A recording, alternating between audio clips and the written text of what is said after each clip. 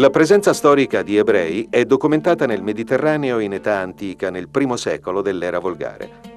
Le guerre tra i Romani e il Regno di Giudea portarono a Roma molti ebrei prigionieri. Successivamente, nel III secolo, altri gruppi di ebrei, spinti da una grave crisi economica, abbandonarono la Palestina, sia verso l'Oriente che l'Occidente. Questi due elementi opposti, la scelta del viaggio e la costrizione, fondano la diaspora, cioè la dispersione, che in ebraico corrisponde alla parola galut. Insediamenti di gruppi ebraici erano sparsi in Spagna, in Italia, sulle coste nordafricane, nei primi secoli del Medioevo. In Oriente, il centro più importante della diaspora era Babilonia, dove tra il III e il IV secolo venne elaborato uno dei due Talmud, che con la Torah costituiscono i testi guida dell'ebraismo e che successivamente, nell'VIII secolo, col passaggio in Europa di dotti babilonesi, vennero conosciuti e introdotti in Occidente. Nel VII secolo l'Islam conquistò i paesi del Nord Africa, ma gli ebrei furono lasciati sostanzialmente liberi di professare la loro fede dietro il pagamento di una tassa annuale. Nella Spagna, dominata dai Visigoti, da poco passati dall'arianesimo al cattolicesimo, gli ebrei furono invece vessati e sottoposti a conversioni forzate. La conquista araba, nel 711, portò a un netto miglioramento delle condizioni degli ebrei spagnoli, che non furono impediti nella loro professione religiosa e che poterono mettere al servizio dei nuovi signori arabi capacità amministrative a loro sconosciute. Nell'Alto Medioevo, gli ebrei in Italia furono presenti, oltre che a Roma, soprattutto nei territori meridionali. Ma qual era lo status giuridico degli ebrei nella società medievale? Secondo il diritto romano, che nel III secolo aveva concesso la cittadinanza romana a tutti gli abitanti dell'impero, gli ebrei erano cittadini, cives romani, tollerati nella loro religione. Con la vittoria del cristianesimo si introdussero le prime limitazioni che vietavano agli ebrei il proselitismo e i matrimoni con i non ebrei.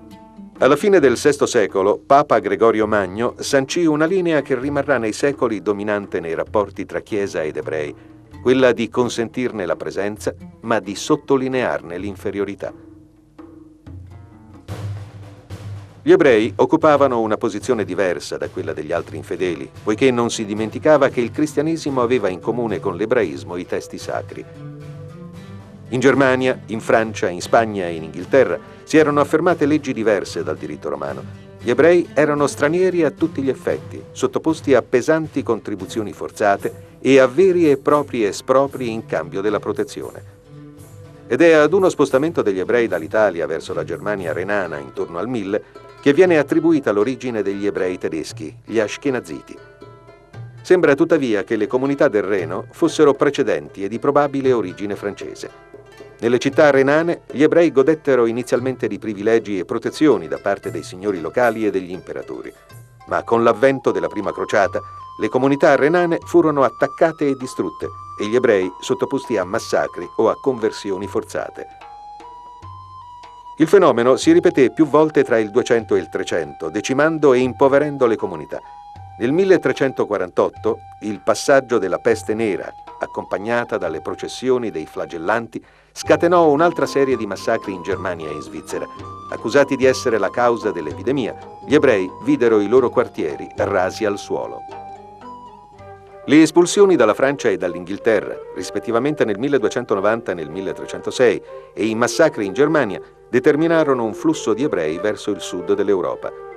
Contemporaneamente, la decadenza di Roma a causa dello spostamento della sede papale ad Avignone portò molti ebrei a stabilirsi nel nord Italia, dove questi due flussi, gli ebrei d'Oltralpe e gli ebrei da Roma, diedero vita a numerosi stanziamenti nei comuni e nelle signorie bisognose di liquidità e quindi interessate ad ospitare prestatori per vivacizzare la già crescente attività economica.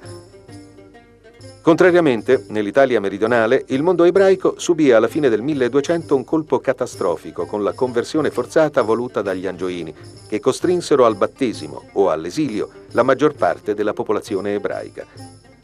Intorno alla metà del 1300, gli ebrei presenti nell'Europa occidentale rappresentavano un'esigua minoranza, circa l'1% della popolazione complessiva.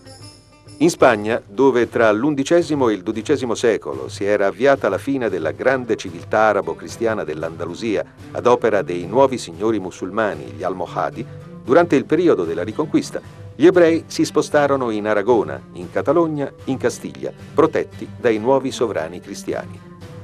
In particolare Toledo diventò il nuovo centro culturale ebraico, dove l'Al-Hama, cioè la comunità ebraica, poté rifiorire e prosperare. Nei primi decenni del Trecento, la guerra civile che iniziò in Castiglia si ripercosse pesantemente sulle comunità ebraiche. Alla fine del Trecento, attacchi e conversioni forzate decimarono gli ebrei spagnoli. A vegliare sull'ortodossia dei cosiddetti conversos si introdusse nel 1478 l'Inquisizione spagnola.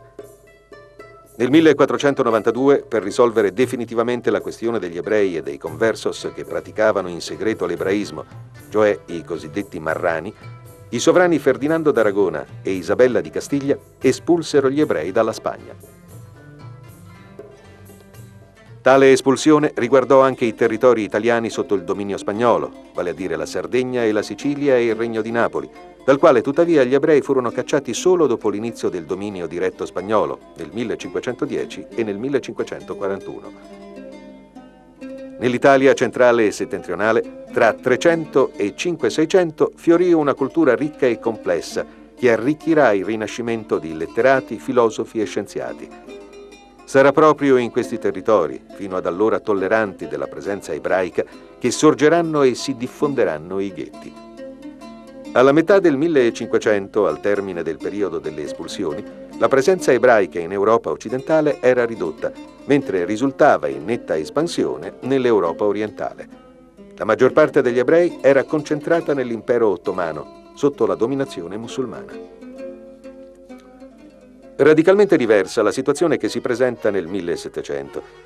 In Francia, in Inghilterra e in Olanda, la popolazione ebraica era sensibilmente aumentata grazie al ritorno all'ebraismo di quei gruppi di portoghesi che qui si erano stabiliti già nel Cinquecento per sfuggire al controllo dell'Inquisizione. Del tutto diversa la situazione in cui si svilupparono le comunità ebraiche nell'Europa orientale. Gli insediamenti furono più rurali che urbani, caratterizzati da villaggi, gli shtetl, prevalentemente ebraici.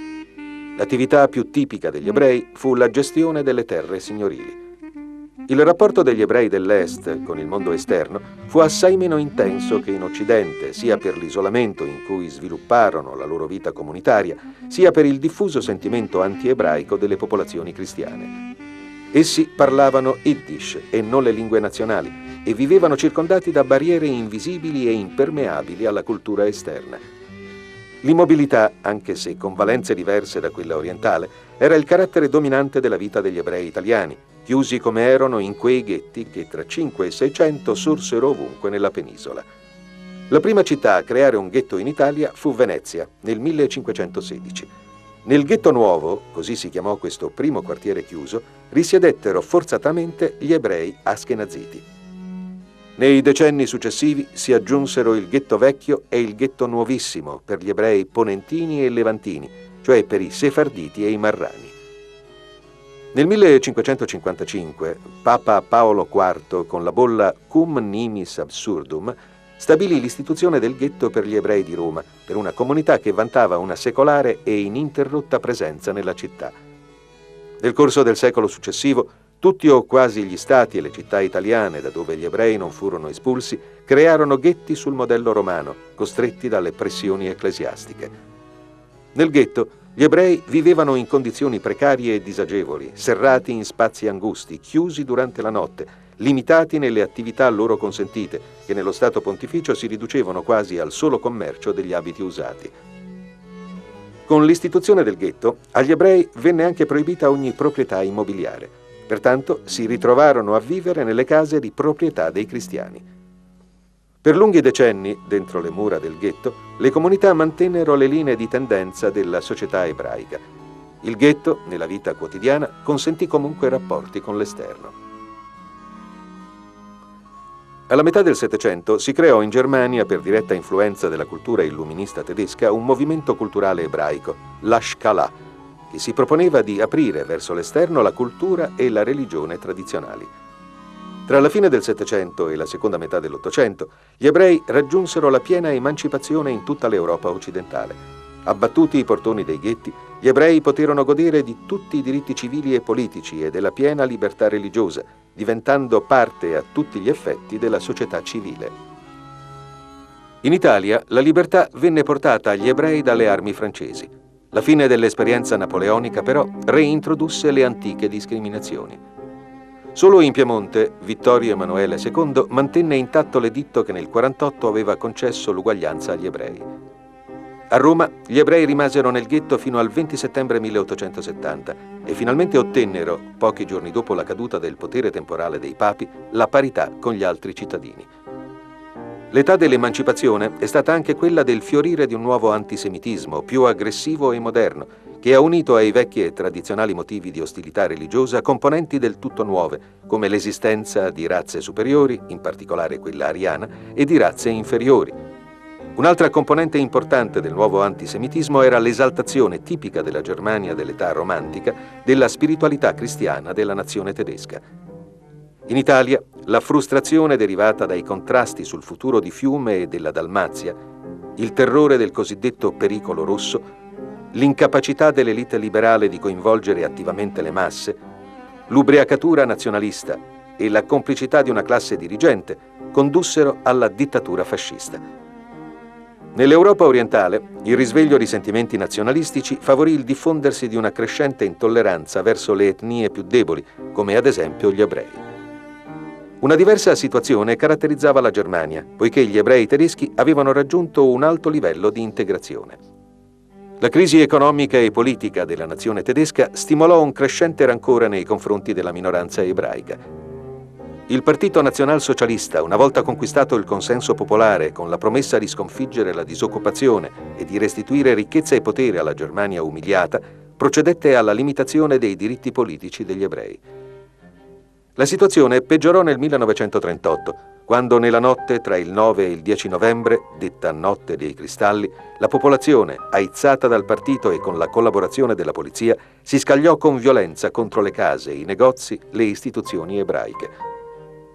A partire dal settembre 1941, tutti gli ebrei dai 6 anni in su furono costretti a cucire sui propri vestiti una stella gialla per rendersi immediatamente riconoscibili. In un primo momento il tentativo di creare uno Stato completamente senza ebrei li spinse all'emigrazione, ma l'espansione dello Stato nazista, cominciata con l'invasione della Cecoslovacchia, causò la rapida acquisizione di una popolazione ebraica superiore per numero a quella che si era riusciti a fare emigrare, fatto che evidenziò l'inefficacia di quel piano. L'invasione della Polonia, il 1 settembre 1939, segnò una nuova fase della persecuzione razziale. Infatti, a partire dal 1940, gli ebrei furono radunati e rinchiusi nei ghetti e sfruttati come manodopera a bassissimo costo. Con il 1941 e l'invasione della Russia, la politica anti-ebraica dei nazisti maturò una svolta. La conquista della Russia implicava l'acquisizione di una popolazione di circa 5 milioni di ebrei, fenomeno che causò la rinuncia definitiva della politica di espulsione in favore dell'eliminazione fisica degli ebrei. Nell'ambito di questo progetto furono ideati i campi di Belzec, Sobibor e Treblinka, attivi tra il 1942 e il 1943, nei quali furono uccise un totale di persone stimato tra 1.500.000 e 1.945.000. Il sistema di distruzione di massa fu ulteriormente perfezionato nel campo di Auschwitz, dove furono deportati ebrei provenienti da tutta l'Europa, eccettuati i territori russi. La politica dello sterminio nazista provocò circa 6 milioni di morti tra gli ebrei in Europa. Anche l'Italia fu coinvolta dall'ondata di antisemitismo che attraversò il continente europeo, sebbene non costituì mai, diversamente dagli altri paesi, una leva importante per mobilitare le masse.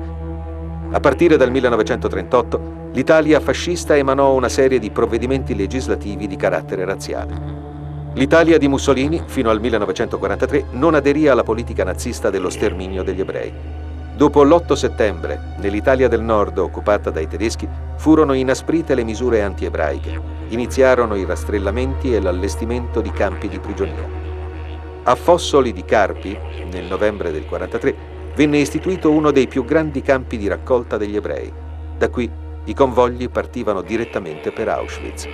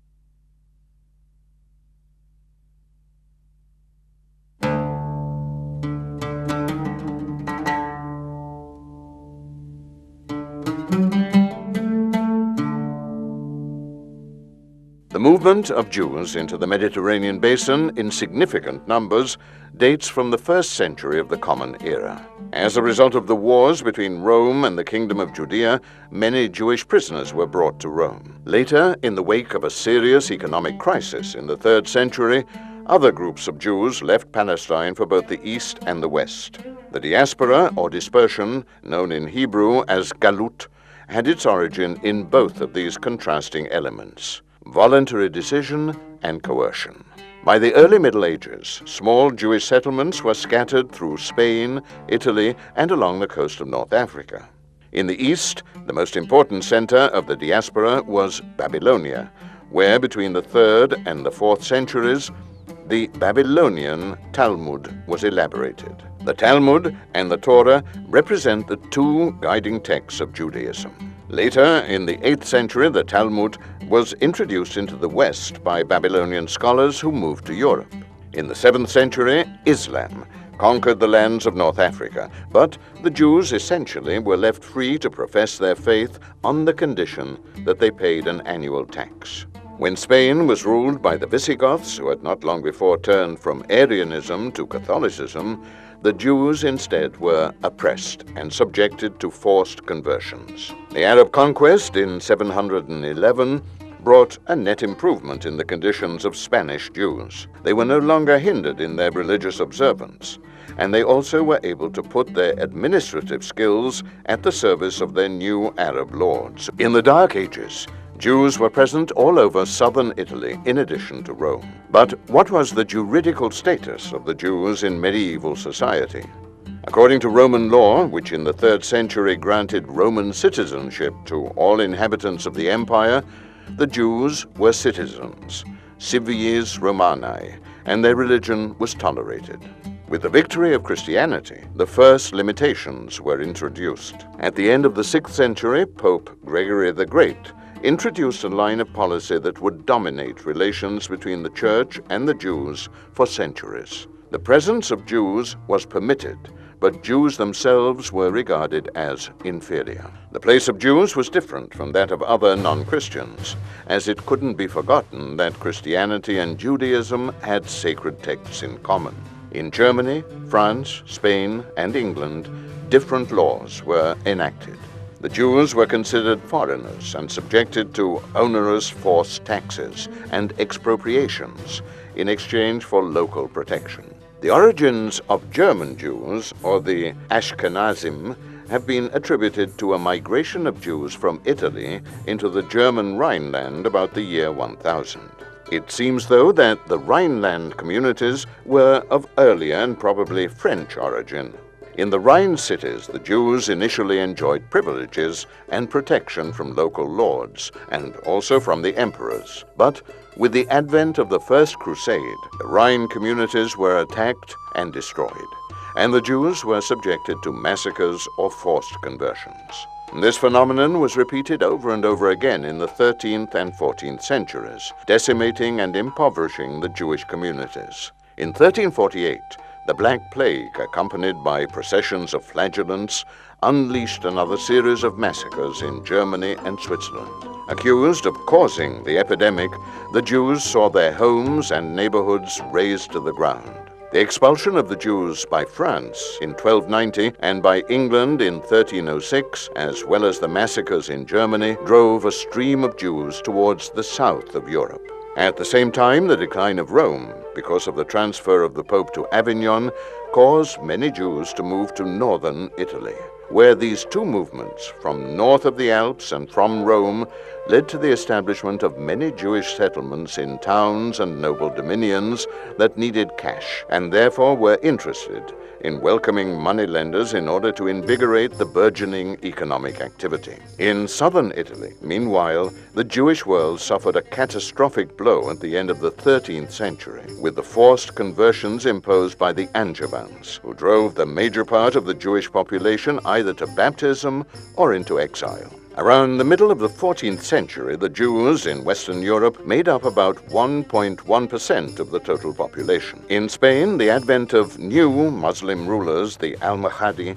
in the 11th and 12th centuries, brought to an end the great Arabo-Christian civilization of Andalusia. During the period of the Reconquest, the Jews moved to Aragon, Catalonia, and Castile, where they were protected by new Christian sovereigns. Toledo, in particular, became a new Jewish cultural center, where the Alhama, or the Jewish community, was able to flourish again and prosper. The civil war that began in Castile in the first decades of the 14th century had serious repercussions on Jewish communities. At the end of the 14th century, attacks and forced conversions decimated the Jews of Spain. The Spanish Inquisition was introduced in 1478 to scrutinize the orthodoxy of the so-called conversos. In 1492, in order to definitively resolve the question of the Jews and of the conversos, or marranos, who secretly practiced Judaism, the sovereigns Ferdinand of Aragon and Isabella of Castile expelled the Jews from Spain.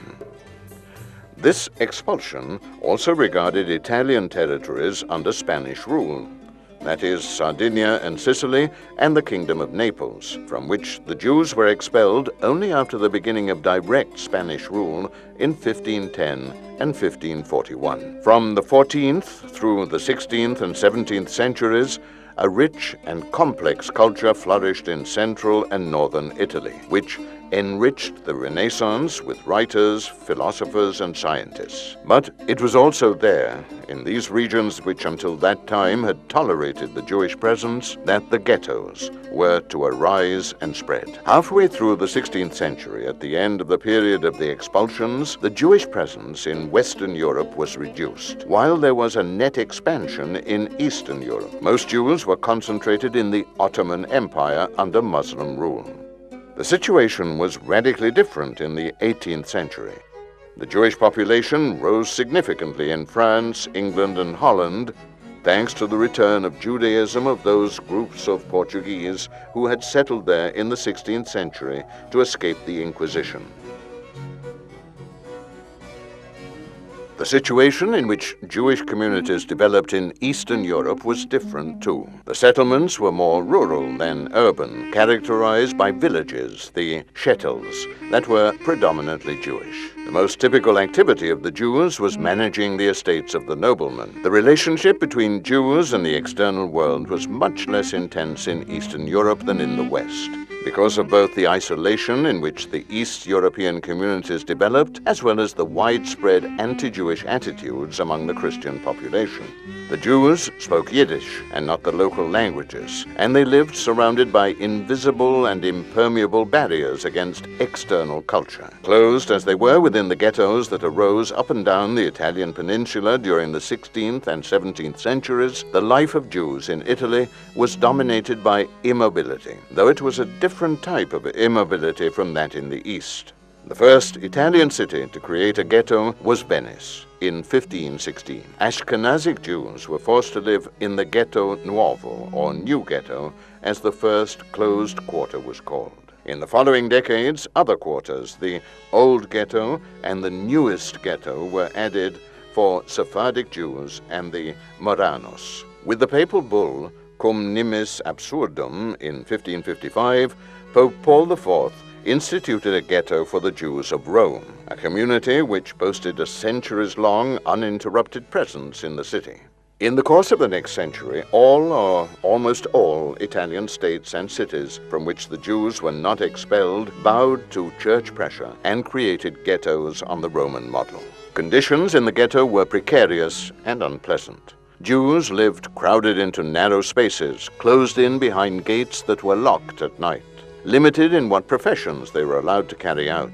After the institution of the ghetto, Jews were also prohibited from owning property. They thus found themselves having to live in houses owned by Christians. For many long decades between ghetto walls, the Jewish community was the mainstay of Jewish life. Nonetheless, relations with the outside world were permitted in the course of daily life. At the end of the 18th century, as a direct result of the German cultural enlightenment, a Jewish cultural movement called the Haskalah was created in Germany. Its aim was to open traditional religion and culture to the outside world. Between the end of the 18th century and the second half of the 19th century, the Jews reached their peak of emancipation throughout Western Europe. Once the ghetto gates were open, Jews were able to enjoy all civil and political rights, as well as freedom of religion, thus becoming an integral part of civil society.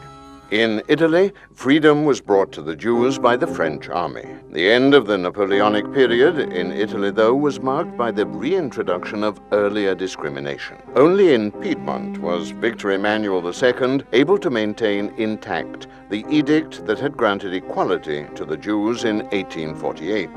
In Rome, the Jews remained in the ghetto until September the 20th, 1870. They finally obtained parity with other citizens a few days after the fall of the Pope from temporal power. The age of emancipation also saw the flowering of a new form of anti-Semitism, more aggressive and modern, which fused old traditional models of religious hostility with totally new elements, such as claims of the existence of superior races, in particular the Aryan race, and of inferior races. Another important element of the new anti-Semitism was the exaltation of the Christian spirituality of the German nation. In Italy, fear of the so-called Red Menace, the incapacity of the liberal elites to actively engage the masses, nationalism, and the complicity of the ruling class led to the fascist dictatorship. In Eastern Europe, the reawakening of nationalist sentiments favored the spread of a growing intolerance towards weaker ethnic groups such as the Jews. A different situation was seen in Germany, where the Jews had reached a high level of integration. Germany's political and economic crisis engendered a mounting bitterness towards the Jewish minority. The National Socialist Party, once it had won popular support with the promise of defeating unemployment and restoring wealth and power to a humiliated Germany, went on to restrict the political rights of the Jews. The situation worsened in 1938. Instigated by the party and with the collaboration of the police, people staged violent attacks against Jewish homes, businesses, and institutions on the night between November the 9th and November the 10th. This was the so-called Kristallnacht pogrom, or Night of the Broken Glass. Starting in September 1941, all Jews aged 6 and older were forced to sew a yellow star on their clothing to make them immediately recognizable. At first, the Nazi attempt to create a state completely free of Jews included a policy of expulsions and forced emigration. But the expansion of the Nazi state, beginning with the invasion of Czechoslovakia, meant the absorption of a Jewish population that was larger than the number of Jews who were able to leave. The invasion of Poland on September the 1st, 1939, opened a new phase of racial persecution. Starting in 1940, the Jews were rounded up, concentrated into ghettos, and exploited as slave laborers. With the invasion of Russia in 1941, the anti-Jewish policy of the Nazis came to a head. The conquest of Russia meant the acquisition of some 5 million Jews. The Nazis abandoned the policy of expelling Jews and instead embarked on the concerted physical elimination of the Jewish people. As part of this plan, they built the death camps of Belzec, Sobibor, and Treblinka, where a total of some 1,500,000 to 1,945,000 Jews were killed between 1942 and 1943. The system of mass destruction was further perfected at Auschwitz, the biggest death camp, to which Jews from all over Europe except Russia were deported. The Nazi policy of extermination caused the death of about 6 million European Jews. Italy, too, was touched by the wave of anti-Semitism that swept the continent. Unlike in other countries, however, anti-Semitism in Italy never became a means of mobilizing the masses. Starting in 1938, Fascist Italy issued a series of racist laws that stripped the Jews of access to schools and many professions, and sharply restricted their social and personal lives. But although Italy, under fascist dictator Benito Mussolini, was an ally of Germany, it did not adhere to the Nazi policy of exterminating the Jews. Things changed in 1943. The Nazis occupied northern Italy. They began rounding up Jews and herding them into prison camps. One of the biggest concentration camps for Jews in Italy was set up at Fossoli, near Carpi, in November 1943. From Fossoli, trains full of prisoners left for Auschwitz.